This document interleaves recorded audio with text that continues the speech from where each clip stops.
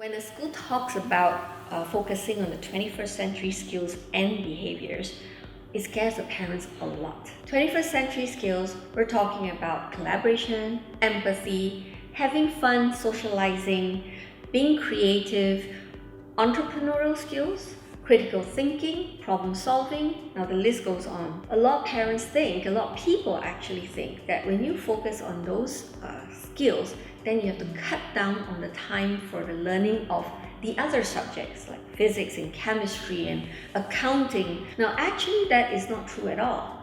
When you do it right with the kids and teach them in a manner that engages them, the learning is actually double or triple the effectiveness.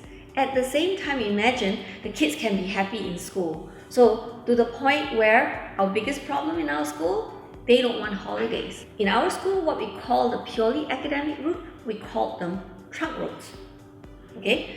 Because what a trunk road is, in Malaysia, we have trunk roads that take us outstation to other cities, and it's the road is winding, there are traffic lights, in many cases there are traffic jams, and in our country, we have cows on the road.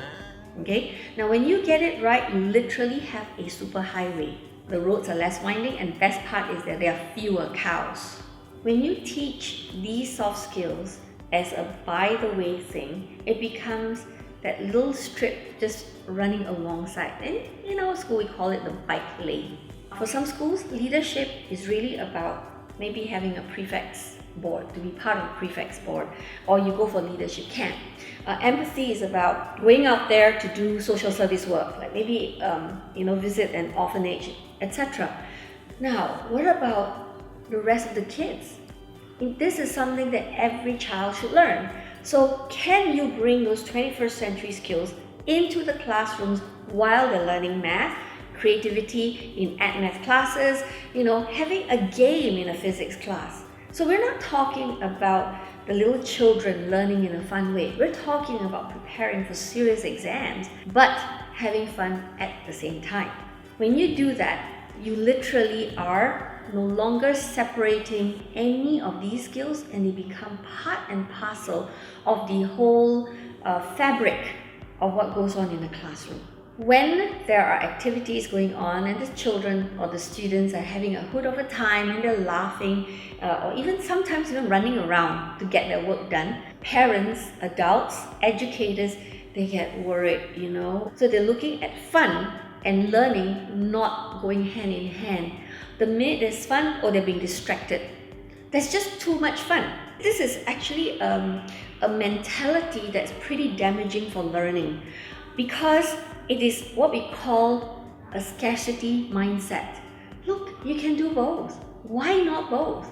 And that is the one thing that we are challenging, that the kids can have fun and learn well. At the end of the day, every single thing is to help them to do much, much better in the exams. We're going to show you what is called the bell curve.